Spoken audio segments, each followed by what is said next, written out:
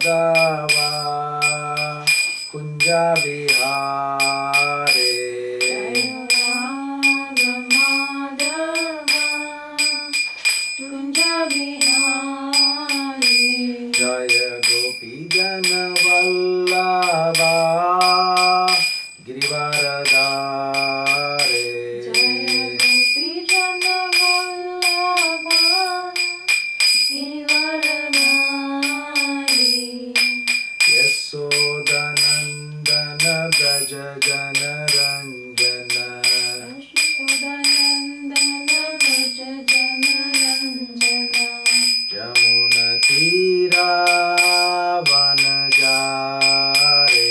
Yamunatira Vanachari. Jayo Radha Madhava Kunja Bihare. Jaya Madhava Kunja Bihari. Jayon Vishnupada Paramahamsa Parivrajakacarya Ashtotra Sadasri Srimad His Divine Grace Bhakti Vedanta Swami Srila Prabhupada Ki Jai. Jayon Vishnupada Paramahamsa Parivrajakacarya Ashtotra Sadasri Srimad His Divine Grace Bhakti Siddhanta Saraswati Goswami Maharaj Prabhupada Ki Jai. Ananta Kodi Vaishnav Vrindi Ki Jai. Namacharya Srila Haridas Thakur Ki Jai. Prem Sako Shri Krishna Chaitanya Prabhu Nityananda Shri Advaita Gadadara Shri Vasadi Gaura Bhakta Vrindi Ki Jai. Shri Krishna Gopa Gopinath Shama Kunda Radha Kunda Girid Govardhan Ki Jai. Ganga Mai Ki Jai. Yamuna Mai Ki Jai. Bhakti Devi Ki Jai. Tulsi Devi Ki Jai. Harinam Sankirtan Ki Jai. All glories to the assembled devotees. Hare Krishna. All glories to the assembled devotees. Hare Krishna. All glories to the assembled devotees. Hare Krishna. All glories to Sri Guru and Sri Gauranga. All glories to Srila Prabhupada. Namo Vishnupadaya Krishna Prasthaya Bhutale Srimade Bhakti Vedanta Swaminiti Namine Namaste Saraswati Deve Gauravani Pracharine Nirvishesha Sunyavadi Paschata Dasatarine. Om Namo Bhagavate Vasudevaya. Om Namo Bhagavate Vasudevaya. Om Namo Bhagavate Vasudevaya. Om Namo Bhagavate Vasudevaya. Om Namo Bhagavate Vasudevaya. Om Namo Bhagavate Vasudevaya. Hare Krishna. We thank each one of you for taking your time to come for this program today. We thank you for your association and thank you for giving us your valuable time. Today we'll be hearing about Sri Ramanujacarya. That's the topic that we have chosen today because Ramanujacarya's appearance was on Friday, 4th of April. So today we'll hear about the appearance and some of the wonderful pastimes of Sripad Ramanujacharya. What you will be hearing today is just like a drop in the ocean compared to the pastimes of Sripad Ramanujacharya. So before I start, I would like to chant the invocation mantras. For those of you who know, you can join.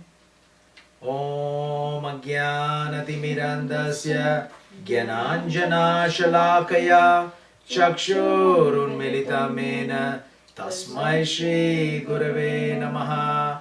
Shri Chaitanya Manobishtam Stapitam Yena Bhutale Swayam Rupa Kathamayam Tathati Swapadantikam Vandeham Shri Guru Shri Utapatakamalam Shri Gurun Vaishnavamscha Shri Rupam Sagrajatam Sagagana Raghunathanvitam Tam Sajivam Sadvaitam Savadutam Parijana Sakitam Shri Krishna Chaitanya Devam Shri Radha Krishna Padam Sagagana Lalita Shri Vishakhanvitamscha He Krishna Karuna Sindhu Deenabandhu Jagatpate Gopesha Gopika Kanta Radha Kanta Namostute Tapta Kanchana Gaurangi Radhe Vrindavaneshwari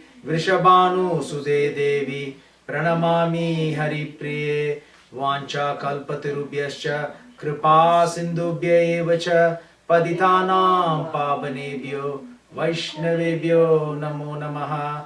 Jai Shri Krishna Chaitanya Prabhu Nityananda Shri Advaita Gadadara Shri Vasadi Gaura Bhakta Vrinda. Hare Krishna Krishna Krishna Hare Hare Hare Ramo Ramo Ramo Hare Hare. Hare Krishna. So today, as we heard, we'll hear about the appearance and activities and pastimes of Sripad Ramanujacharya.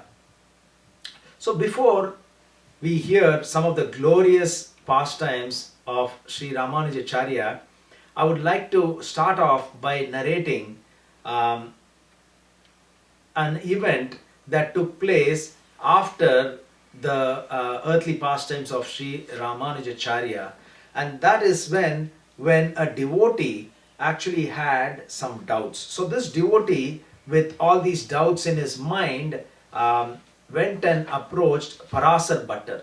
Parasar Bhattar is actually the son of Kuresh. He's also called as Kuratalwan. He's the second disciple of Sri Ramanujacharya. And this devotee went and asked Parasar Bhattar, what are the qualities or characteristics of a Vaishnava? And Parasar Bhattar, who's the successor of Ramanujacharya, he told this devotee, I want you to go to Thirumalai Anantalwan. He's another wonderful exalted disciple of Sri Ramanujacarya. So he said, I want you to go to Thirumalai Anantalwan and ask him this question as to what are the qualities of a Vaishnava, and then he will clarify the doubts that you have and he'll give you the answers that you should know. So this devotee went to Thirumalai Anantalwan, and every day he used to perform wonderful service, and he used to ask him, my dear master, can you please enlighten me with the qualities of a Vaishnava? And 6 months went by, and Anantalwan did not give him the answer as to what are the qualities of a Vaishnava. Then there was a big festival there, and many devotees were coming in batches to honor the prasadam. And this devotee was so very hungry on that particular day, so he was about to sit on the first batch of devotees to honor the prasadam. He was so hungry, and then Anantalwan came and he said, please get up, do not sit and honor the prasadam now. I want you to serve for this first batch of hundreds of devotees. So this devotee, with so much of hunger, with pangs of hunger, he controlled himself, and then he served hundreds of devotees in the first batch who were sitting there. And then when he was ready to sit with the second batch of devotees to honor the prasadam, again Anantalwan came and said, please get up, serve all the devotees. And with so much more hunger than he had the first time, he served all the hundreds of devotees. And then it happened the third time, the fourth time, the fifth time, and at last, this devotee was the last person who did not eat. He was the only person who did not eat. Therefore, he was sitting and honoring the prasadam.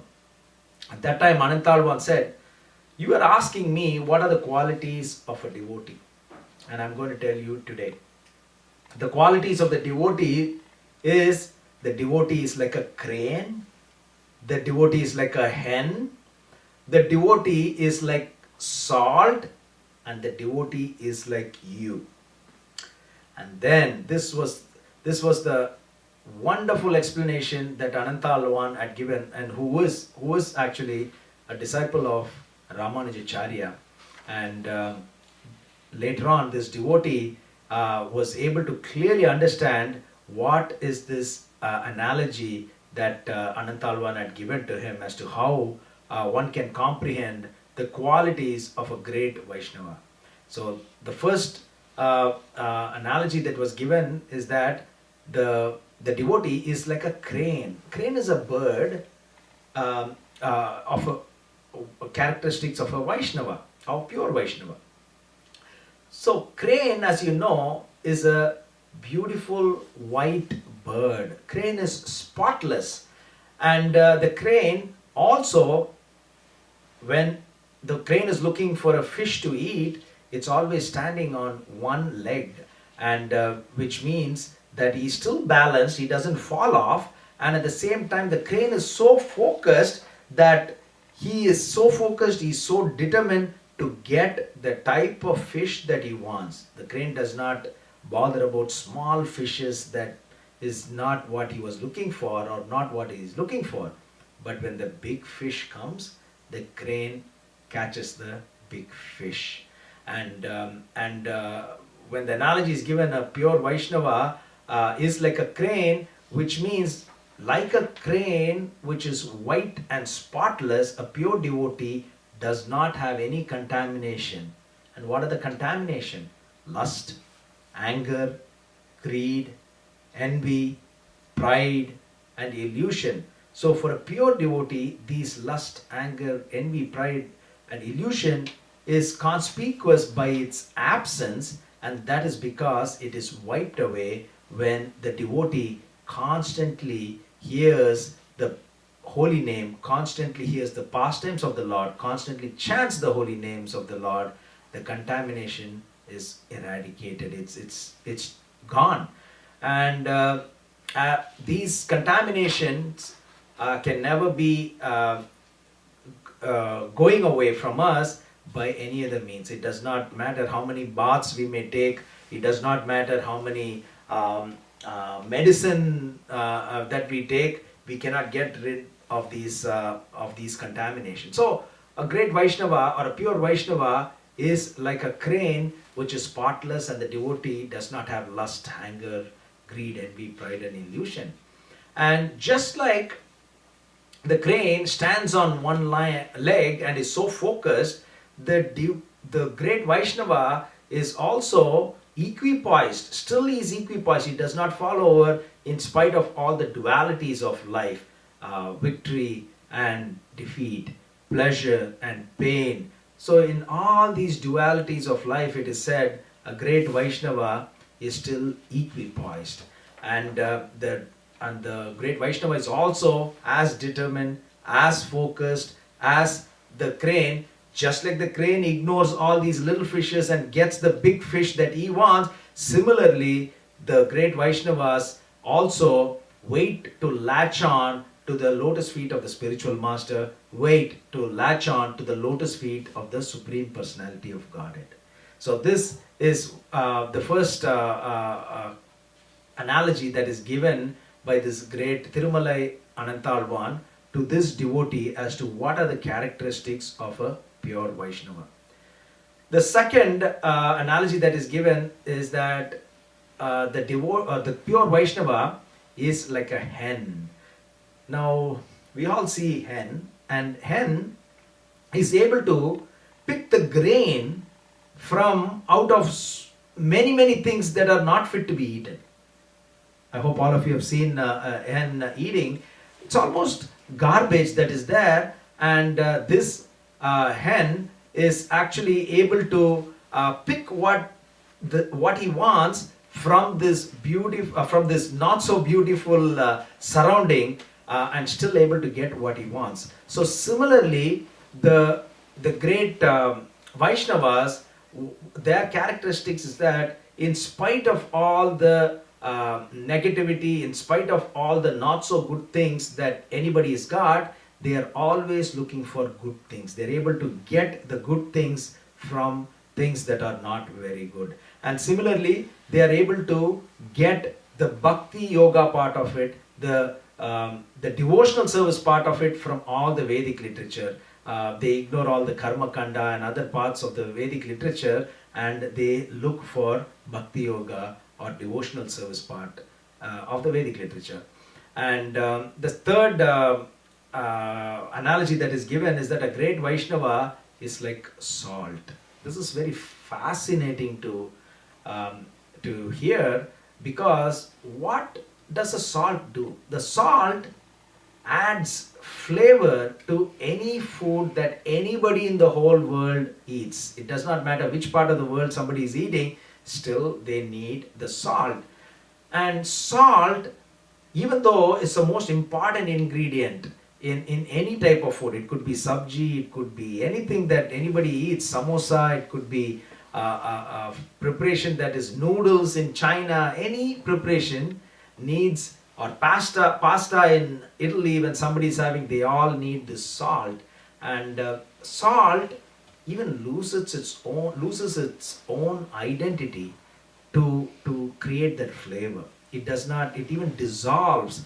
So nobody praises the salt, saying the salt was the greatest tasting ingredient in today's food, but without salt the whole preparation goes waste. It doesn't taste as it should be.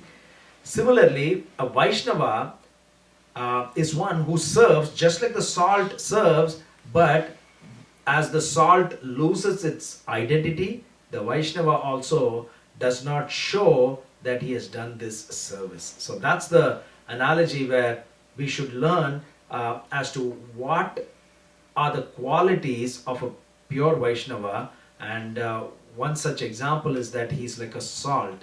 That means he does not want to get the fruit of the service that he is rendered, and he does not want to show himself that he's done this service, and he keeps himself in the background, away from everyone's eyes. So he does his job, but he's invisible. And there are wonderful pastimes in our Gaudiya Vaishnava, Brahma Madhav Gaudiya Vaishnava Sampradaya. One such pastime that comes into our mind is the pastime of Narottam Das Thakur. Everybody has heard about Narottam Das Thakur? Yeah. So Narottam Das Thakur is one of our great Brahma Madhava Gaudiya Vaishnava Acharyas, and he was aspiring to get initiation from Lokanath Goswami. So for one full year, Narottam Das Thakur was serving him in such wonderful ways that not many devotees will perform.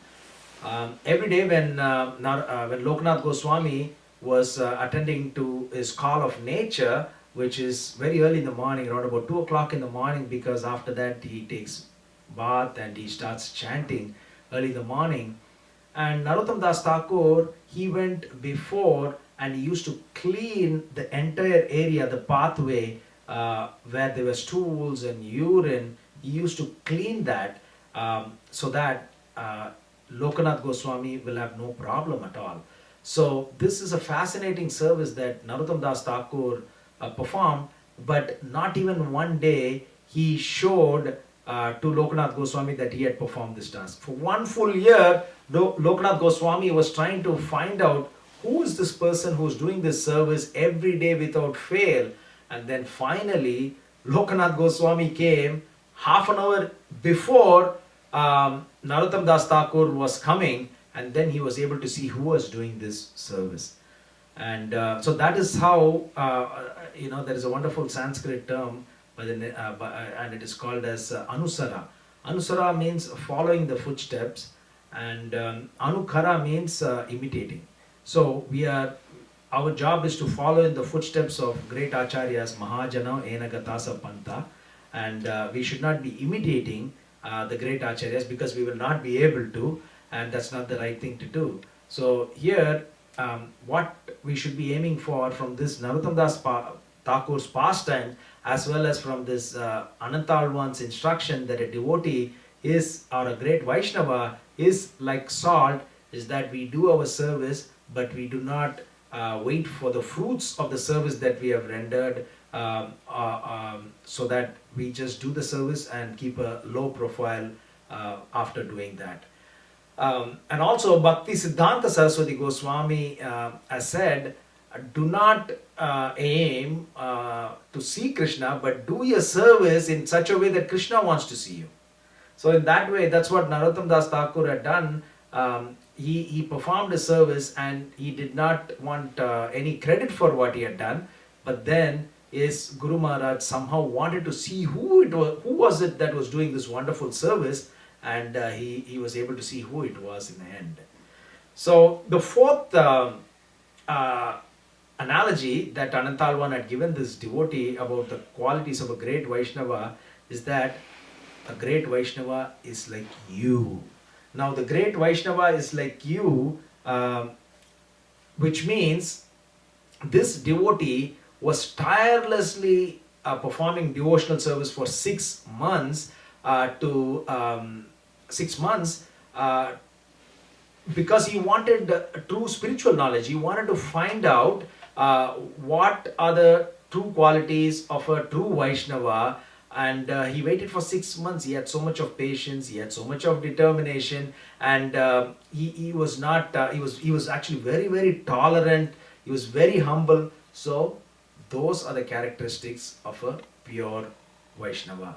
So the 4 characteristics or the qualities of a Vaishnava is that a pure Vaishnava is like a crane which is spotless, which is standing on one leg. That means austere, determined, focused, and pure Vaishnava does not have lust, anger, greed, envy, pride, and illusion.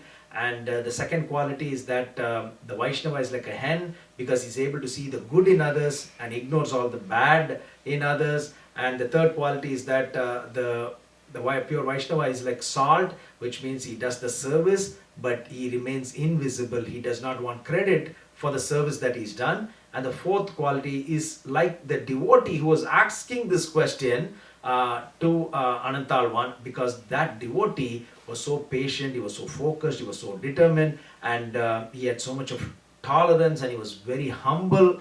So those are the qualities of a pure Vaishnava. So today we started off with one of the great lessons that we can learn from one of the disciples of Sri Ramanujacarya, and that is Anantalvan, about the pure qualities or the true qualities of great Vaishnava. And there are 4 bona fide Vaishnava Sampradayas, or it's also called as disciplic successions. And the 4 bona fide Vaishnava Sampradayas, not in any particular order, are Brahma Madhava Gaudiya Vaishnava Sampradaya, originating from Lord Krishna through Lord Brahma, Madhvacharya. So that is the Brahma Madhava Gaudiya Vaishnava Sampradaya. And we are so fortunate, we are extremely fortunate, because all of us are devotees of ISKCON, or we are devotees in ISKCON, practicing Krishna consciousness. So we are all connected to ISKCON, International Society for Krishna Consciousness, and ISKCON is connected to this Brahma Madhva Gaudiya Vaishnava Sampradaya. And the main Acharya is Madhvacharya, and the Supreme Personality of Godhead, Chaitanya Mahaprabhu, does not have to be connected to any Sampradaya. He is beyond all this, but still the Supreme Personality of Godhead is connected to this Brahma Madhva Gaudiya Vaishnava Sampradaya, to which all the ISKCON devotees are connected to. Because Chaitanya Mahaprabhu, who is Lord Krishna himself, who appeared 528 years ago, is the 22nd Acharya in our Brahma Madhva Gaudiya Vaishnava Sampradaya, because he had taken initiation from then through Madhavendra Puri had initiated Ishvara Puri, then Chaitanya Mahaprabhu had taken the initiation. So, and Madhvacharya wrote a commentary on the Vedanta Sutra, and that is called as Purna Prajna Bhashya. And the second bona fide Vaishnava Sampradaya is Sri Sampradaya, originating from Sri, goddess of fortune herself. And the main Acharya in this Sri Sampradaya is Ramanujacarya, whose appearance day was on the 4th of April. And Ramanujacharya also wrote a commentary on the Vedanta Sutra, and that is called as Sri Bhashya. And the third bona fide Vaishnava Sampradaya is the Kumara Sampradaya, originating from the four Kumaras, who are the mind-born sons of Lord Brahma. And the commentary that was written by Nimbarkacharya, who's the main Acharya, is Parijata Saurabha Bhashya. And the fourth bona fide Vaishnava Sampradaya is the Rudra Sampradaya, and the main Acharyas are Vishnu Swami and Vallabhacharya, and the commentary that was written by in that Sampradaya is Sarvagya Bhashya. So there are four different commentaries on the Vedanta Sutra coming from the four bona fide Vaishnava Sampradayas, and even if none of you have read in depth all these bona fide commentaries on the Vedanta Sutra, we don't have to worry, because Chaitanya Mahaprabhu has instructed us that as long as we read the commentary on the Vedanta Sutra, which is Srimad Bhagavatam, which is a ripened fruit of the Vedic tree of knowledge, that is good enough, because that is a commentary on the Vedanta Sutra. So in one way you can think of the four Sampradayas as, it is said actually, the four Sampradayas, bona fide Vaishnava Sampradayas, are like the four ropes that are let into a deep well. It is all said that this material ocean is like Antakupa. Antakupa means like a blind well or a dark well, and all of us are struggling, the conditioned souls are struggling in this Antakupa, the blind well, and going through this birth, death, old age and disease, the wheel of samsara again and again. So somebody from outside has to come and save us. There are no elevators, there's no steps in this dark well for us to climb up and come out. But the four ropes are from the four sampradayas, which are there to actually lift us straight to Goloka Vrindavan. And Srila Prabhupada has instructed that the knowledge coming from the instruction coming from this from these four sampradayas are eternally correct, and if we follow the instructions of these acharyas, we go back home, back to Godhead. So these are the four bona fide Vaishnava sampradayas. And before we hear the fascinating appearance and pastimes of Ramanujacharya, we have to understand the reason for Ramanujacharya's descent.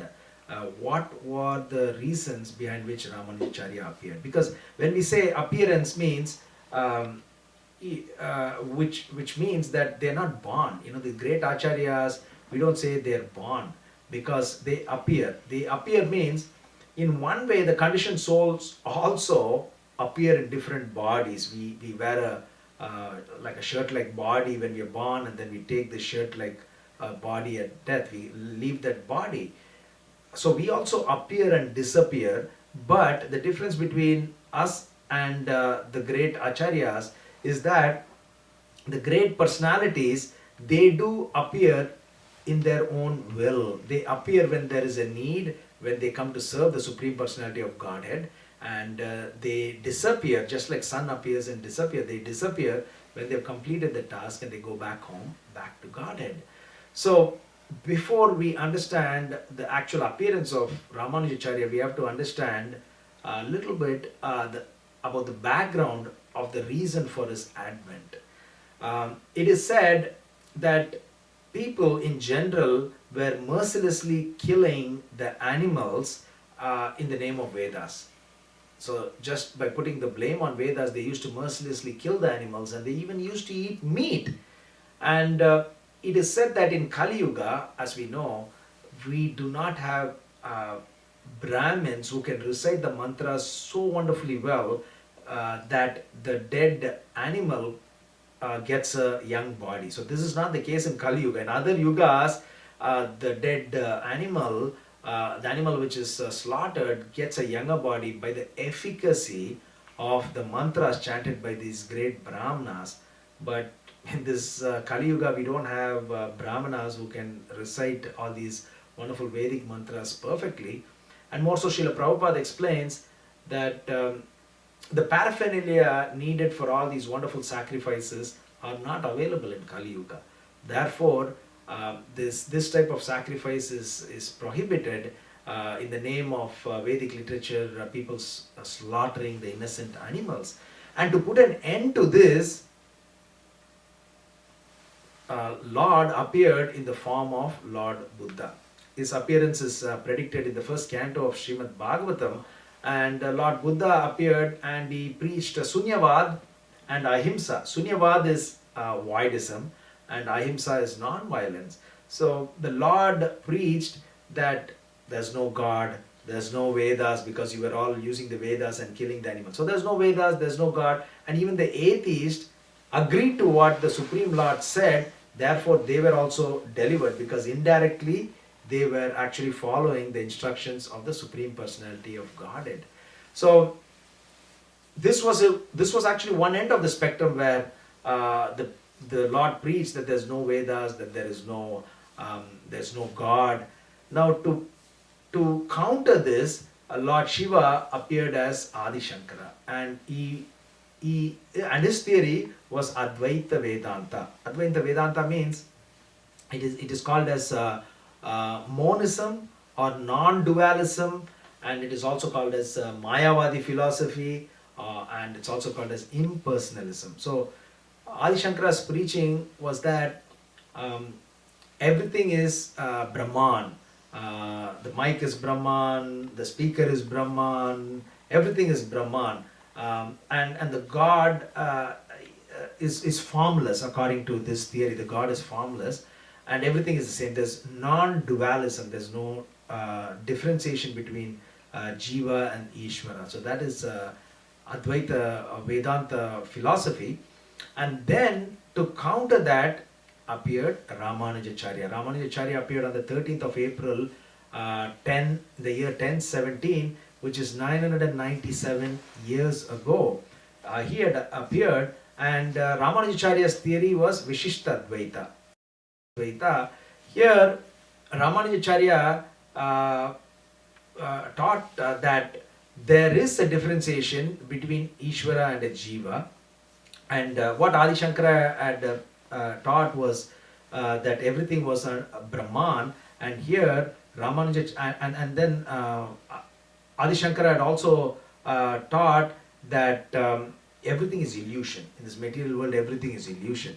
But then Ramanujacarya taught that material world is not illusion, but it's temporary. So that's the key difference, because Ramanujacarya put forward this argument that when there is illusion, means you're thinking something to be another one.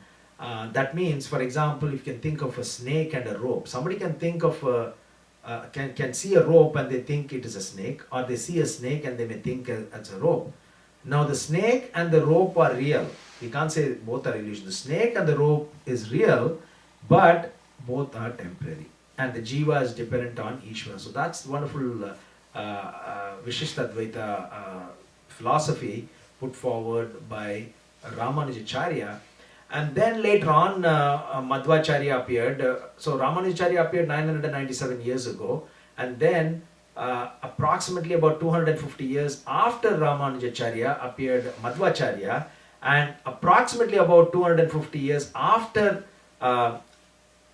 Madhvacharya appeared Chaitanya Mahaprabhu, the Supreme Personality of Godhead, who appeared 528 years ago. Few days ago we celebrated Gaura Purnima in a wonderful manner. Gaura Purnima was celebrated throughout the world, and it was gloriously celebrated in Mayapur. So then Madhvacharya preached this Dvaita philosophy, and he also preached this Panchabheda philosophy, the differentiation between matter, the Jiva, Jada, Jiva, and Ishvara.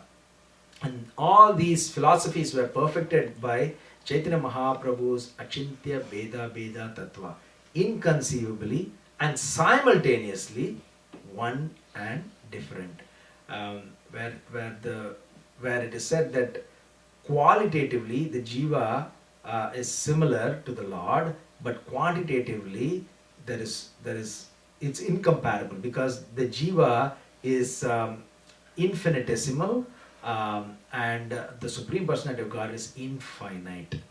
So that is the Achintya Beda philosophy. And as we just heard, Ramanujacharya appeared in the year 1017 in a place called Sri Perumbudur, which is about 75 kilometers from Chennai. And Srila Prabhupada has quoted Prapannamrita. This is a wonderful book in which there are glorious pastimes of Ramanujacharya. And Srila Prabhupada has explained that the philosophy of Advaita Vedanta of Adi Shankara is like the teeth of the snake, and the Mayavadi philosophy by Adi Shankara, and then Ramanujacharya's philosophy actually broke this teeth of the snake. So Ramanujacharya is so one of the great acharyas in the Sri Vaishnava Sampradaya, and his appearance is also fascinating, because his parents did not have a child for a long time, and they actually prayed to Lord Parthasarathi in Chennai. So to go just few to understand this, we need to know that there was a great disciple of Yamunacharya, and his name was Shailapurna. Shailapurna had two sisters, Kantimadi and Deeptimadi.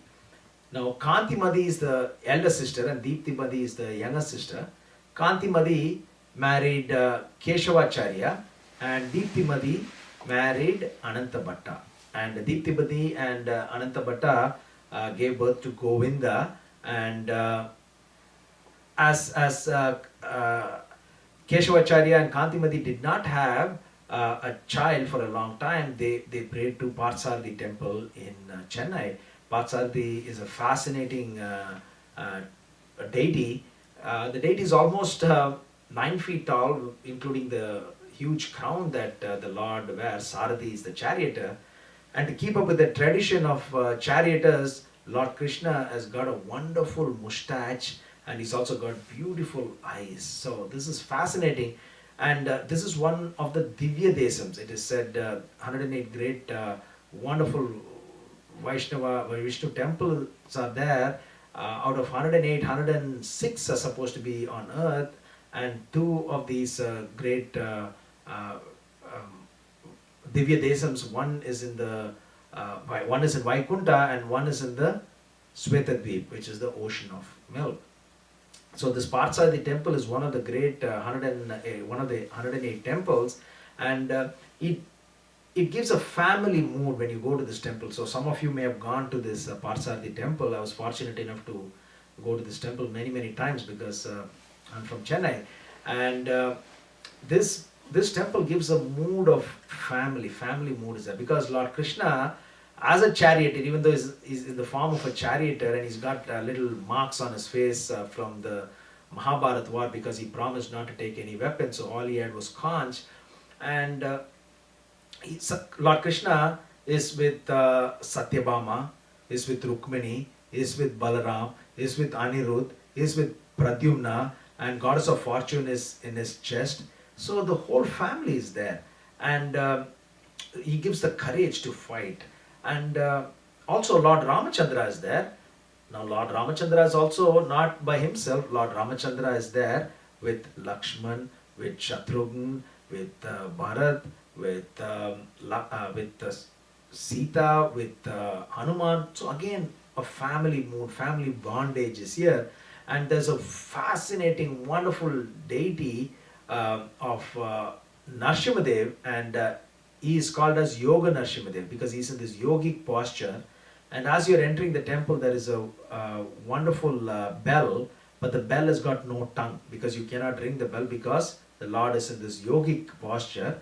And there is also Gajendra Varadar deity is there. So it's a fascinating temple, and this is the temple in which the parents of Ramanuja prayed, and then Ramanujacharya appeared on 13th of April in the year 1017, which is 997 years ago, in a place called Sri Ramanujacarya, which is about 75 kilometers from Chennai. And the pastimes of the Lord are so fascinating that it, like when we hear the pastimes, we just don't want to stop hearing these pastimes. So today we'll hear a drop in the ocean of the nectarian pastimes of Sri Ramanujacarya. Um, when Ramanujacarya was about, I think about 16 to 18 years old, he was studying under Yadava Prakash. Yadava Prakash is supposed to be a Mayavadi impersonalist teacher, and there's a long pastime, but in summary, this particular pastime tells us, because from each one of the wonderful pastimes, there are lessons to be learned. So this particular pastime tells us how one should have 100% faith in the Supreme Personality of Godhead, and how the Lord will bless us, and what are the things that one should do to get the protection of the Lord. So here, I'm going to summarize this story. So this Yadav Prakash was extremely angry with Ramanujacarya because of the knowledge that Ramanujacarya had, and the reason that Ramanujacarya was proving the personal feature of the Lord. And Yadav Prakash thought, even if we kick him out of the school, then everybody will be going to Ramanujacarya's school and nobody will come to Yadav Prakash. As Ramanujacarya was a threat, he decided we have to kill him. So he called some of his students and he said, this Ramanujacarya needs to be killed. So let us take Ramanujacarya along with all of you. We'll all go to Vindhya Hills in north-western part of India, and then we'll kill Ramanujacarya, and then we'll all take bath in Ganges and we'll come back. So this is a false belief that somebody can kill somebody and then take bath in Ganges and all the sinful reactions will go away. So here they plan and they take Ramanujacarya to Vindhya Hills, and in the very end, when they were formulating the final plans to execute their vicious plan, you heard some time back that Deeptimati and Anantabhattar's son was Govinda. Govinda overheard this conversation, and then Govinda informed Ramanujacarya. He's such a young boy, Ramanujacarya, miles away from his hometown of Kanchipuram, and he does not know where to go. It's so dark in the jungle, in the forest. There's so many bandits there, so many wild animals. And Ramanujacharya started running towards the forest, deep inside the forest, not knowing where he's going. And he was very much scared of all these wild beasts and animals. And after some time, the confidence came within himself, from his heart. Why should I get scared of anything? Because isn't it the job of Lord Narayan to protect his devotees? So why would I get scared of any of the wild animals? I'm not scared of anyone. That is the faith that Ramanujacharya had on the Supreme Personality of Godhead in this desperate situation. It is so fearful there, and Ramanujacharya had 100% faith in the Supreme Personality of Godhead's protection. And that is something that we should have. We should try to inculcate that type of faith to get the protection. And the other lesson to be learned from here is, Ramanujacharya did not just say, yeah, the Supreme Lord will protect me, and he did not stay with Yadav Prakash and try to see whether Yadav Prakash can do anything to him, because the Lord said no. He did his part where he escaped and he went, but he still had faith in the Supreme Personality of Godhead. So Ramanujacharya did what he has to do, and Lord Narayan did what he has to do. So that is something that we should be doing. We should do what we need to do, and the Lord will take care. I know there's a joke, but this is probably not applicable to ISKCON devotees, because of 4 pillars of sin. One of the 4 pillars of sin is not to gamble, and buying a lottery ticket or playing lottery is also definitely part of gambling. But this is a joke. It is said, one person was so desperate to win the lottery, and he was praying to God, God, please give me $1 million in the lottery. Please let me win $1 million in the lottery. And then finally, God came one day and He said, "Do me a favor, start buying the lottery ticket." So buy a lottery ticket. In this case, the message is we need to do what we need to do, and the Lord will take care of the rest. We cannot be lethargic or we cannot be lazy in not doing what we are supposed to do. So here, Ramanujacharya had supreme faith in the Supreme Personality of Godhead that he will be protected, but at the same time, he did not stay where there was a problem. So he left that place and he ran towards the jungle. And then eventually, the Lord appeared in the form of a fowler and his wife, and they were none other than Varadaraja Perumal and Perendevi Tayar. And they overnight they transported Ramanujacharya to Kanchipuram. It took many months for Ramanujacharya and Yadav Prakash and all the students to go to northern India, but overnight Ramanujacharya was transported to Kanchipuram. And in between, he gave the goddess of fortune, the fowler's wife, water 3 times. So how many can say they've had this fortunate way where they were able to give water to the Supreme Personality of Godhead's consort, goddess of fortune. So he was so fortunate. And Ramanujacharya is not a normal personality, as we heard. Ramanuja. Anuja means brother of Ram. So he's none other than an incarnation of Lakshman in Kali Yuga, where one can understand how the faith one should have in the Supreme Personality of Godhead, and we need to do our part for us to get the protection and the blessings of the Supreme Personality of Godhead.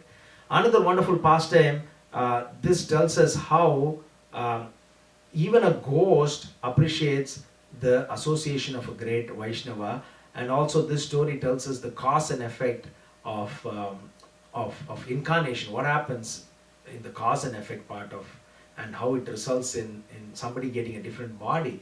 So once there was a princess of Kanjipuram and she was possessed with a Brahma Rakshasa ghost, and the king of Kanjipuram at that time did not know what to do. He called all the anyone who can ward off the ghost, but nobody could get rid of this ghost. And Yadav Prakash was an expert even in this. He was supposed to be an expert in this, but all his mantras did not do anything. So this Brahma Rakshasa ghost was inside this princess of Kanchipuram, was actually hanging from a rafter when Yadav Prakash came, and he started chanting all these mantras, and then this Brahma Rakshasa ghost laughed in a very high pitch, and she said, "You fool, Yadav Prakash, you think you can make me go away from this body of this princess, but I am more powerful than you. You do not remember your past life, Yadav Prakash, but I do remember. Even though I am a ghost, I do remember my past life. In the past life, I was a Brahmin and I ridiculed the other Vaishnavas, and I did not offer worship to Vishnu, and therefore in this life I have a ghost body. And you, Yadav Prakash, you are a lizard in a well." And one of the Vaishnavas had honored Prasadam, and he washed the hand in that particular well, and because the water that washed the hand of a Vaishnava fell on you, this life you have got a human body. So this gives us the cause and effect. Even though the lizard in the well did not do anything, it was just there at the right time and the right place. And we hear from Chaitanya Mahaprabhu's pastimes how the dog that was coming with Shivananda Sen, because of the association with Shivananda Sen and the other devotees, the dog was able to come to Chaitanya Mahaprabhu, and Chaitanya Mahaprabhu fed the dog with coconut pulp, and the dog went back home, back to Godhead. Similarly, when Chaitanya Mahaprabhu was going through Jharkhand forest, he induced all these animals, elephants and tigers and deers, to chant the holy names of the Lord, and all of them were delivered.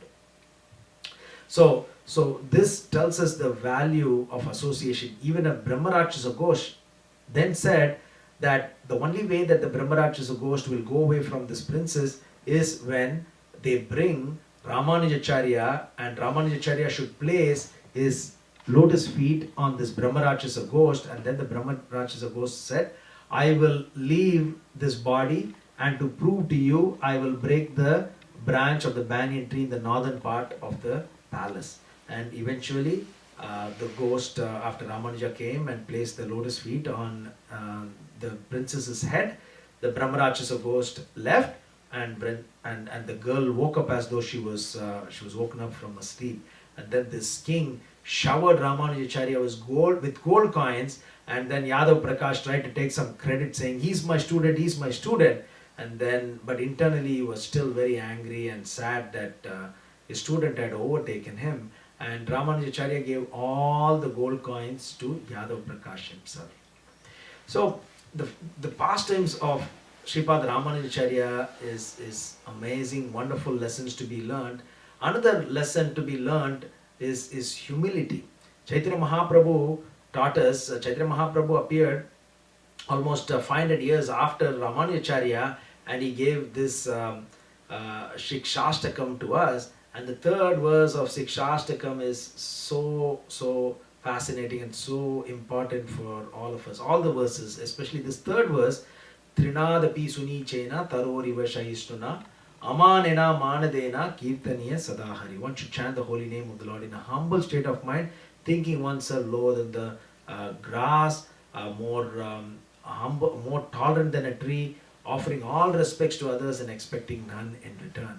Now this pastime depicts how one has to be very, very humble.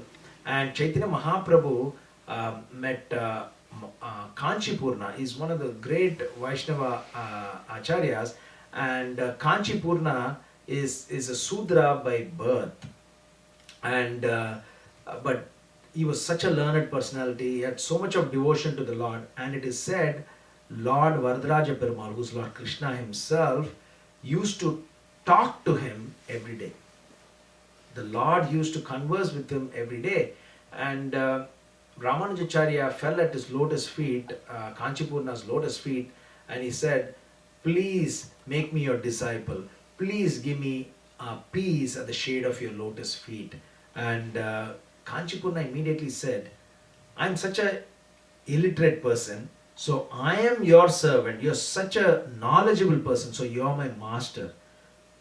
In ISKCON, all of us have heard this term, Prabhu. We always say Prabhu, Prabhu. Prabhu means you're my master. And we are all given different names after our initiation. And Ananda Gauranga Das, or different Das. Das means servant. So we consider ourselves to be servant and everyone else as the master. And here, Ramanujacharya is trying to get initiation from Mahapurna, and Mahapurna is saying, I'm not qualified because I'm a Sudra. But Ramanujacharya understood that he is such a great personality, he is not giving me initiation because I'm not qualified for his mercy and because I'm contaminated. See the humility on the part of both Kanchipurna and Ramanujacharya. Kanchipurna, who talks to the Lord, or Lord talks to Kanchipurna every day, but Kanchipurna feels that he is unqualified to be the spiritual master of such a great personality, who is none other than Lakshman, Lord Lakshman. And here, Lord Lakshman, who's Lord Ramanujacharya, who's Sri Ramanujacarya, is feeling unqualified to get the mercy of Kanchipurna because he thinks that he is contaminated. And Ramanujacharya decides, because I've got this contamination, I'm not getting the mercy of Kanchipurna. And how can I get the mercy of Kanchipurna? Is if my contamination is removed. And how can I remove my contamination? Is if I get the remnants of the food that has been taken by Kanchipurna.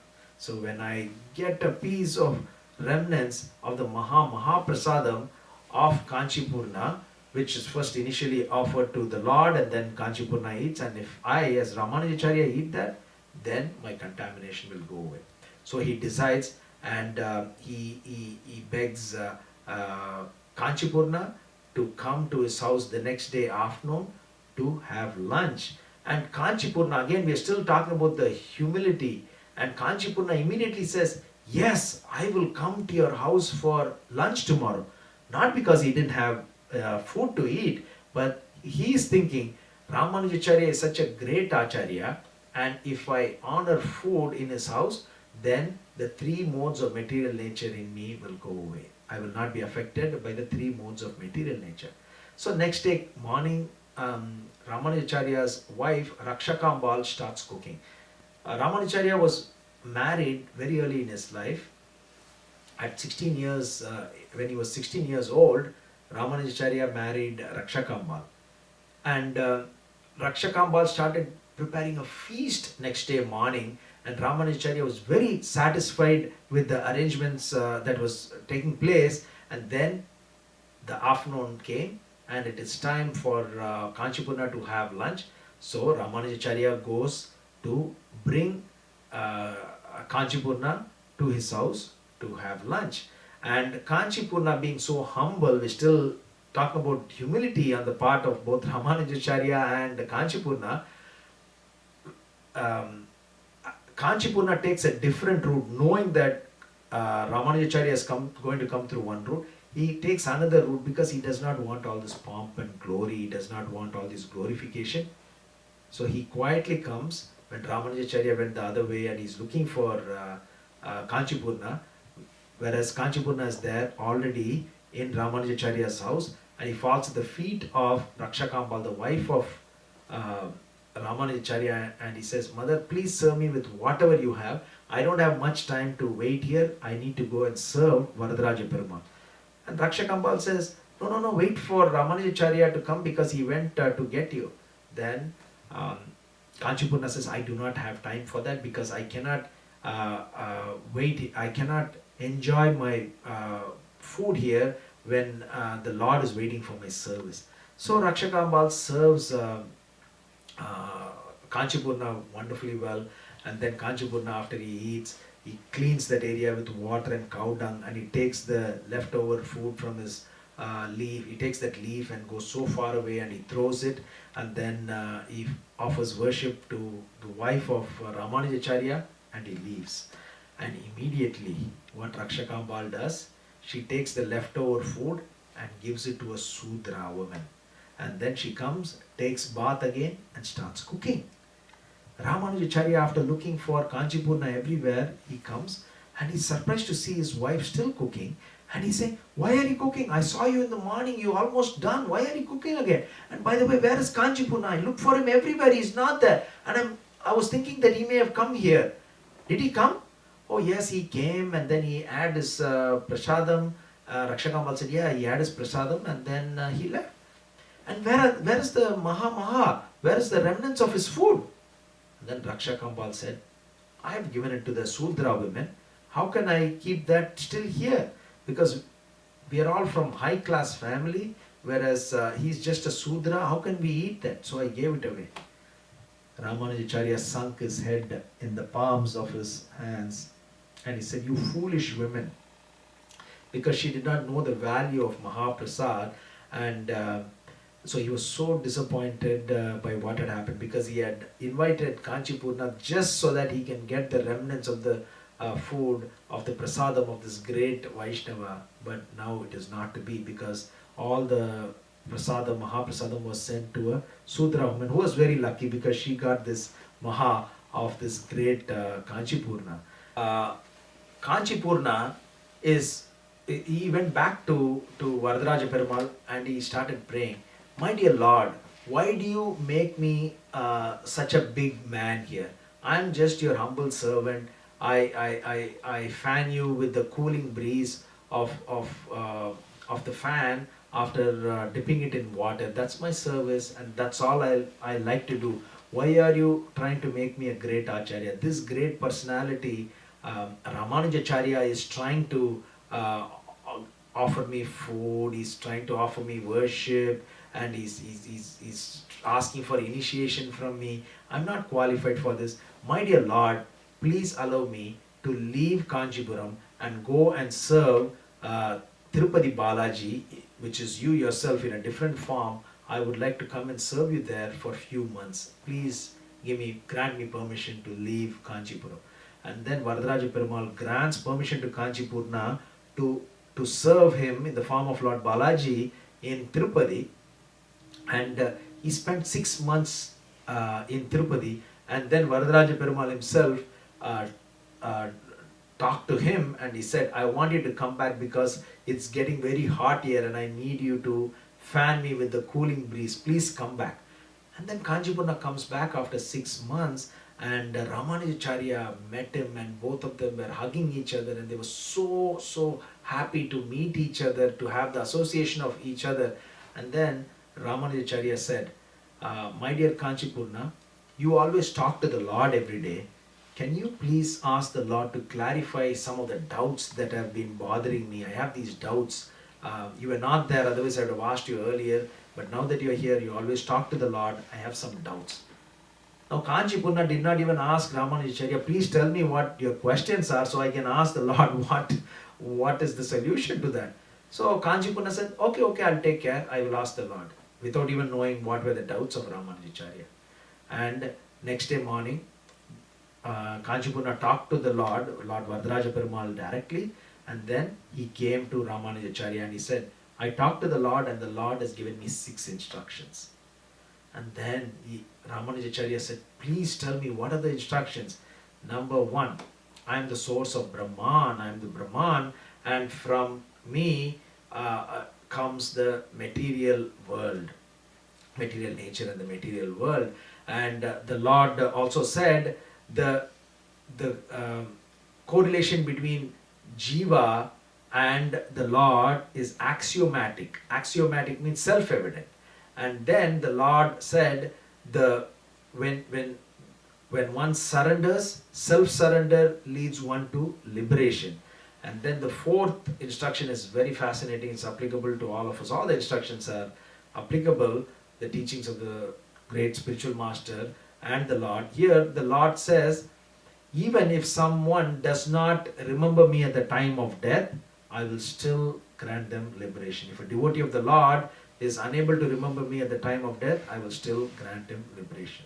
Now this is a fascinating instruction because in Bhagavad Gita, which was spoken was 5,000 years ago in the battlefield of Kurukshetra, where Lord Krishna instructed Arjuna, but this Bhagavad Gita was spoken 120 million years ago to Vivaswan, the sun god, that we read from the first verse of the 4th chapter.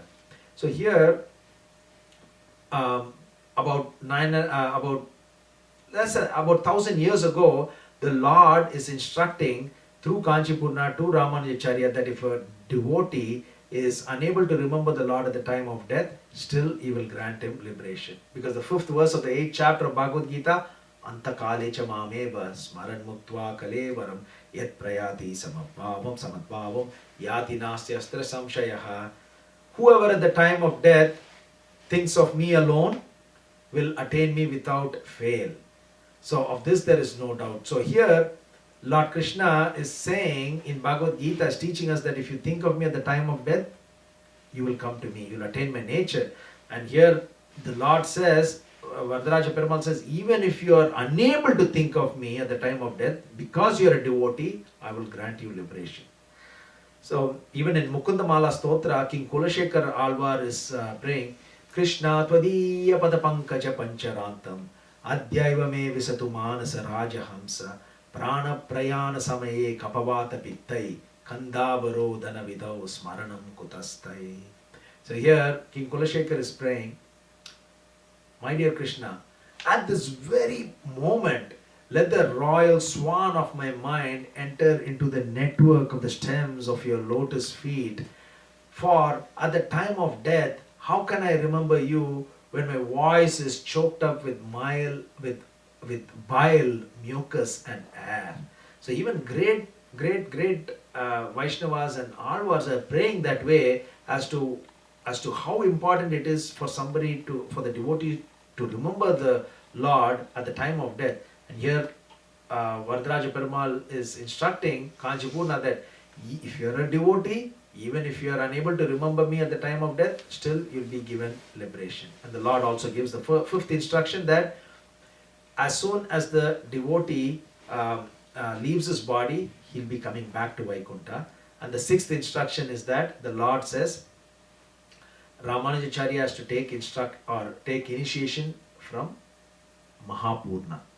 So these are the six instructions, and Ramanujacharya is in ecstasy because these are all the doubts that he had, which he did not even tell Kanchipurna, and Kanchipurna did not even ask him what were your doubts, and then Kanchipurna was given this instruction by Varadaraja Perumal, Supreme Personality of Godhead, which is exactly the same questions that were bothering the mind of Ramanujacharya. So immediately Ramanujacharya decides that he has to take initiation from Mahapurna.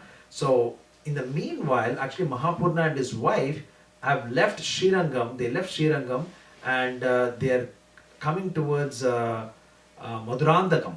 And Ramanujacharya mystically appears there in Madurantakam. There is a Vishnu temple, there is a lake in front, and Ramanujacharya appears there. And Mahapurna is asking, how did you know that I am here?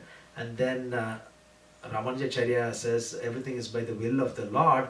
And then Ramanujacharya prays to Mahapurna prays for his shelter. And he said the Supreme Lord had instructed Ramanujacharya to take initiation from Mahapurna.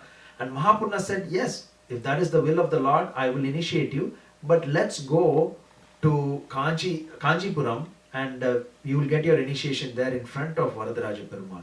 And Ramanujacharya says, my dear Lord, my dear spiritual master, I do not want to wait that long because we do not know what might happen in the future. Because what had happened is, earlier, when Mahapurna and Ramanujacharya were going towards Srirangam to meet Yamunacharya, Yamunacharya already left his body. He had gone back to Vaikuntha. So Ramanujacharya said, for death does not distinguish between timely and untimely. So I do not want to wait. Please initiate me right here. And then Mahapurna initiated him right there. And then later on, they went back to Kanjipuram, and Mahapurna initiated Rakshakambal, who's Ramanujacharya's wife as well. And for 6 months, Mahapurna and his wife stayed in the same house, in one half of the house of Ramanujacharya.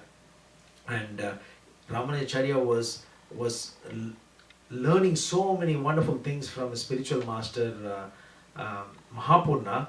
And what happened was, one day when Ramanujacharya and Mahapurna, they had gone in the morning, they went out of the house in the morning, and the two ladies of the house, Mahapurna's wife and Ramanujacharya's wife Rakshakambal, they went to get water from the well, the house well. And when Ramanujacharya's wife had taken the water in a bucket, and then Mahapurna's wife also took some water from the well, and little water fell from Mahapurna's wife's bucket to the bucket of Rakshakambal, Ramanujacharya's wife. And Ramanujacharya's wife was so upset and so angry by what had happened, and she started scolding her own spiritual master's wife, saying that you are from a lower caste and me, Rakshakambal, is from a higher caste. My father is such a great personality, and you wasted the whole water now. I had to throw this water because your water fell. It is unused water. Rakshakambal was so angry, and she said, I have to throw this water because of you. And she blasphemed her spiritual master's wife. And Mahapurna's wife was so let down by what had happened, but she controlled her emotions, and she was such a nice, great personality. She was very calm, very, very humble and tolerant. And then she apologized for what had happened. And then when Mahapurna came, she explained everything to Mahapurna, and Mahapurna said, we are going through this because we have not served Lord Ranganath for a long time, because they are from Srirangam, and because they were here for 6 months, they were not able to serve Lord Ranganath. And Lord Ranganath is right here giving us this divine protection that you can see. That is Lord Ranganath in the reclining position.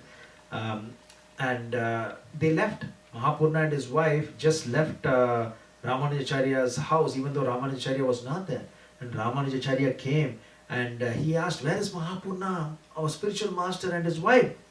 And Rakshakambal said, "Well, they were so angry, especially his wife was so angry. And I just asked, why did you spill the water? And they were so angry and they left."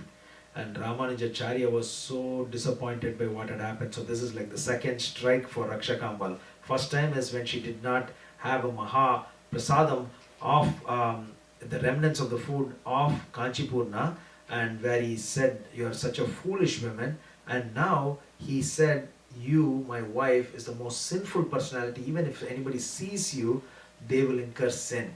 And he was so dejected and disappointed by what had happened. And then he went to get some solace by going to the temple of Varadaraja Perumal. In the meanwhile, there was a Brahmin, a slim Brahmin. He was so hungry. He came towards Ramanujacharya's house and he begged for some prasadam from the wife of Ramanujacharya, Rakshakambal. And what did his wife do? She chased this Brahmin away. "Get out from here, I cannot give you any food." And then as Ramanujacharya was coming back from the temple, he saw this Brahmin and he said, "My dear Brahmin, you look so so much, you look like you are in need of some prasadam. Please come, I will give you some prasadam." And then the Brahmin said, "Oh, my dear Ramanujacharya, I already went to your house and your wife almost beat me and she chased me. She did not give me anything." So that was the third strike for Rakshakambal. Ramanujacharya immediately, what did he do? He said, "I want you to do one thing. Come here and I'm going to give you a letter. I want you to take this letter and go to Rakshakambal, my wife, and give this letter to my wife." And he started writing the letter as though Ramanujacharya's father-in-law is writing to Ramanujacharya.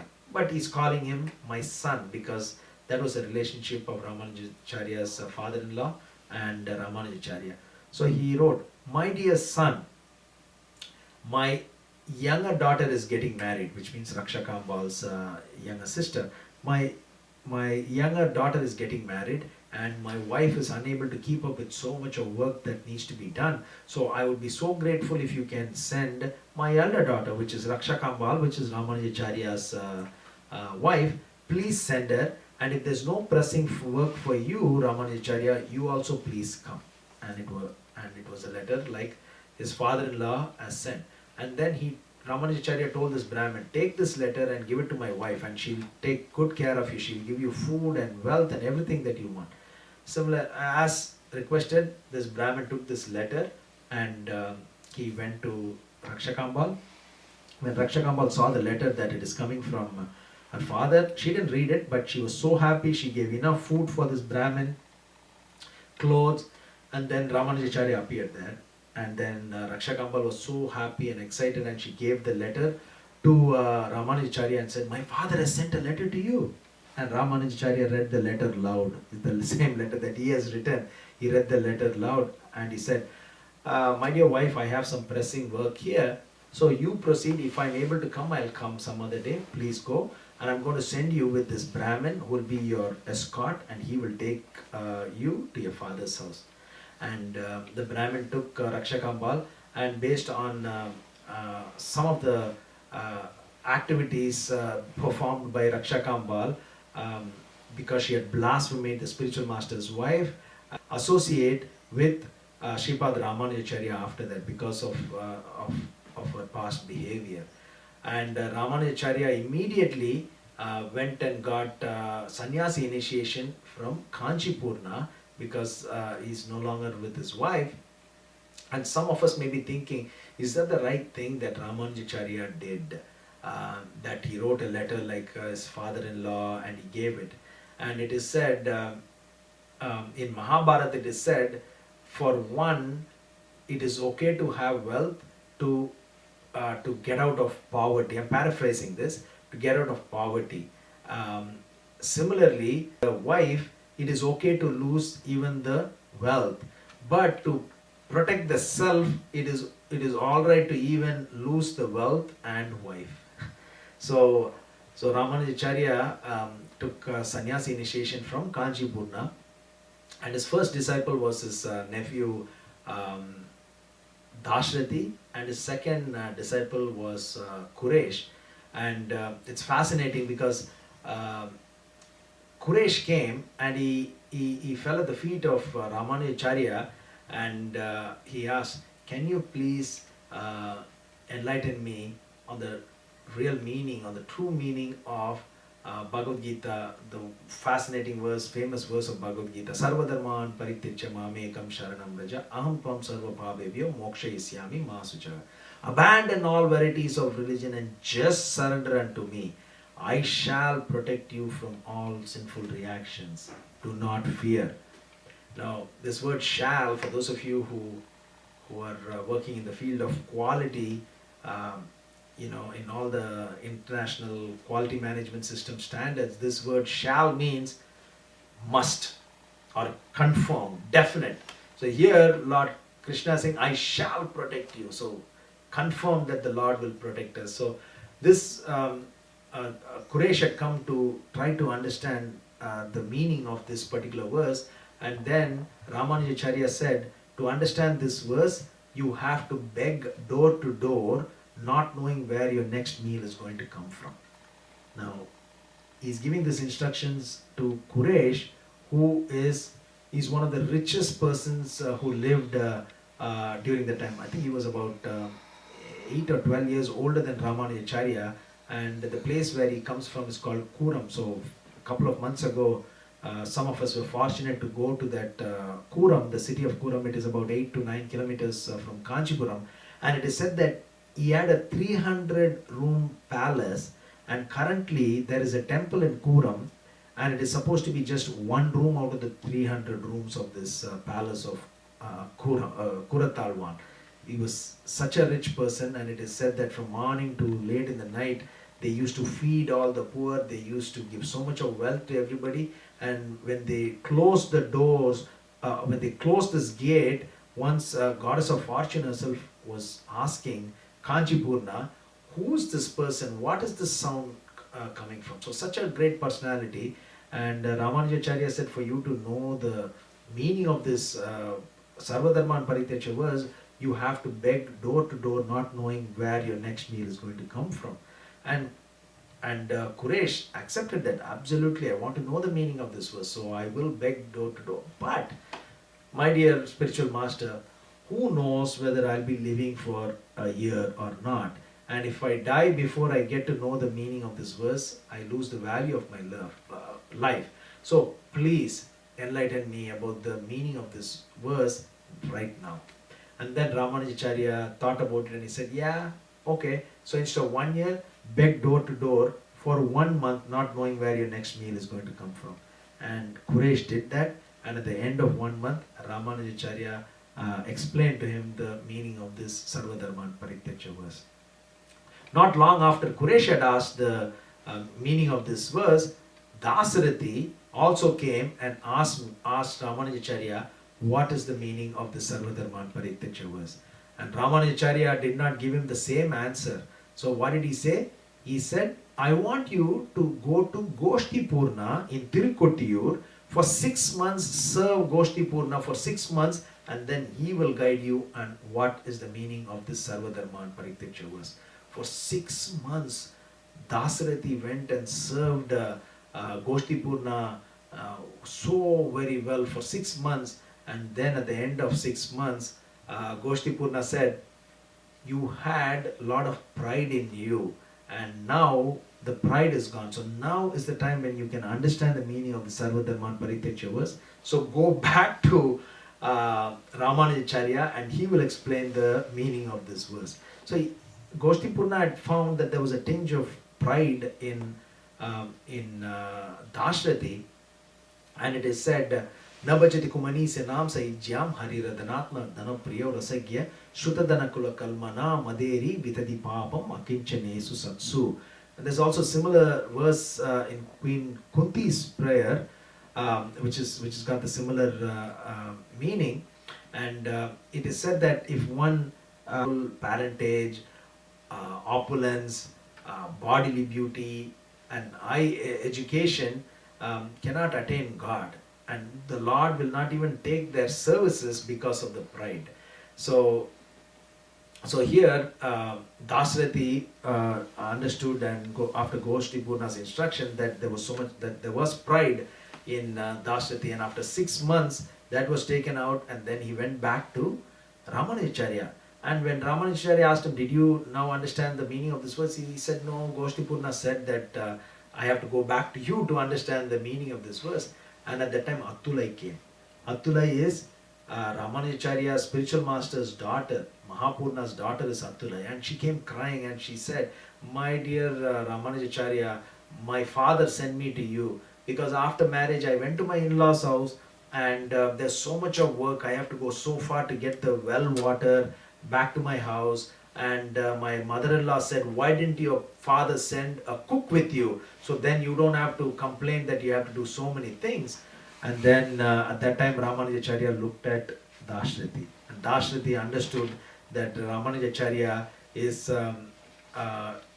instructing him that he has to go and serve as a cook for Attulai.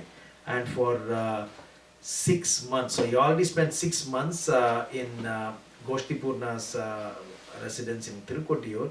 Now he is spending 6 more months in Attulai's house, serving as a menial servant and as a cook.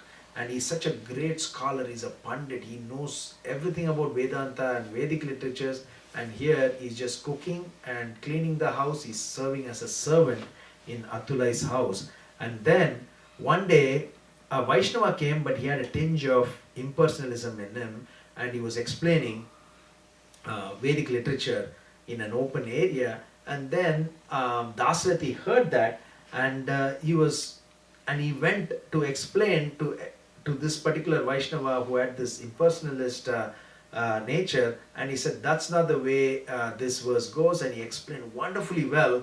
And that person, that Vaishnava, said, "Look who's talking, he's just a cook and a servant, now he's becoming a great pandit." He said, "Please go and cut the vegetables, do not come and try to instruct us on what is the true purport of Vedic literature." And then Dashrati quoted more Vedic literatures to prove his point that that Lord has got a personal feature. And then at that time everybody there understood that this person is not a normal personality. Then they asked, "By the way, what is your name? You work as a servant here, as a cook here, what is your name?" When he said, "My name is Dasarathi," then everybody knew what a great personality this Dasarathi was. And then immediately the group of devotees from there went to Ramanujacharya and they said, "Your disciple is there serving as a servant and as a cook. Please bring him back to where you are. He has to serve you and no one else." And then Ramanujacharya said, "Okay, are you going back to bring Dasarathi with you?" Then they said yes. And then Ramanuja said, "I am also coming with you." So Ramanujacharya went and he brought Dasarathi back, and he explained the meaning of Sarvadharman Parityaja. So devotees, I know it's getting late, but we'll wrap it up with one pastime, because all these pastimes have got so many wonderful lessons for all of us. And this one last pastime is another wonderful pastime. It's about the head priest in Sri Rangam.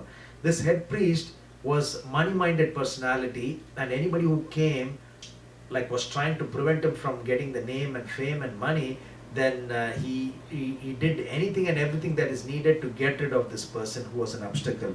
And Ramanujacharya became an obstacle for him, because Ramanujacharya was preaching wonderfully, he had so many devotees and disciples. So this high priest was very, very angry at Ramanujacharya, and then he decided that he has to kill Ramanujacharya. That was the only way for him not to have any competition. So when Ramanujacharya was in the temple one day, Sri Rangam temple, this head priest said, "My dear Ramanujacharya, I am inviting you to my house to honor lunch prasadam."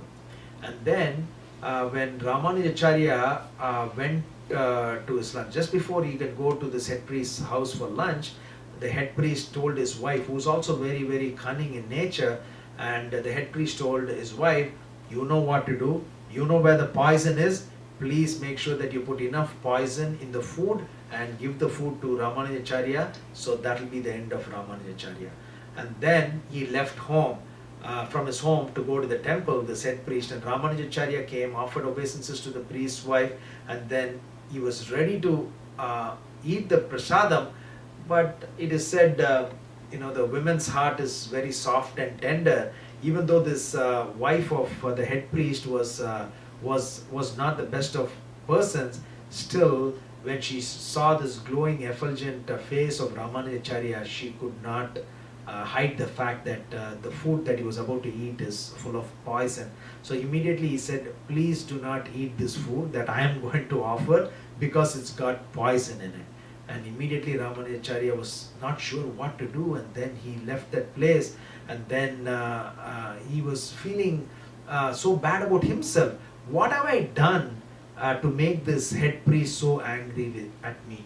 So he was thinking that the fault lies with himself, within himself, that this head priest was so angry, and he's gone to the extent of even killing Ramanujacharya. And then Ramanujacharya in the evening went to Srirangam temple to offer obeisances to Lord Ranganath, who's right here. And at that time, but before that, this head priest had gone home, and he was hoping that Ramanujacharya is already dead, or he's probably gone home and he's dead. And his wife confessed that she had not given him the poisoned food. And even though the priest was very, very angry at the turn of events, still he expected, the wife's or the women's heart is very, very soft and tender, so this might have happened. So even though he was very angry, but he didn't want to give up, because his aim was to get rid of Ramanujacharya. So he knew Ramanujacharya is going to come in the evening to drink the Charanamrit. So he put poison that can kill 10 people into this Charanamrit. And Ramanujacharya knew that first time he escaped because of the head priest's wife, and he knew that again this head priest will try something, and he expected the poison to be there in the Charanamrit. But how can he refuse the water Charanamrit that is washed the lotus feet of Lord? So he takes the Charanamrit and he drinks it, and immediately all ecstatic symptoms are visible in the body of Ramanujacharya. Hairs are standing on end, and he's shivering, and tears are flowing, he's perspiring, and the head priest thought, yes, the poison is working. I'm going to see the fire, the smoke from the funeral pyre tomorrow of Ramanujacharya. And he's so happy, and he goes home to sleep, this head priest, thinking that his poison has taken its effect. And then what happens? Next day, he's coming towards the temple, and then Ramanujacharya is there. All the devotees are offering worship to Ramanujacharya. And Ramanujacharya is as effulgent as many suns. And then at that time, this head priest knew this Ramanujacharya was not a normal personality. Rake Krishna Mare, Mare Krishna Rake. If Krishna wants to protect somebody, nobody can kill him. If Krishna wants to kill somebody, nobody can protect that person. So he knew the potency of Ramanujacharya, and he falls at the feet of Ramanujacharya, and he started beating his head with his fist so violently that so much of blood is coming from this head priest's head and body, because he's repenting now for all the sins that he's committed. And then Ramanujacharya lifted him up, and he forgave him, and he instructed him to chant the holy names of the Lord. So the pastimes of Ramanujacharya are fascinating, and what you just heard is just few drops from Prapannamrita, and there are so many wonderful pastimes, and we will hear it in the next few days. So again, on behalf of all the devotees who are gathered here, I would like to thank the host, and also thank all the devotees for your time and for your association today. Shripad Ramanujacharya ki jai. Srila Prabhupada ki. Gaur Premanande. Hare Krishna.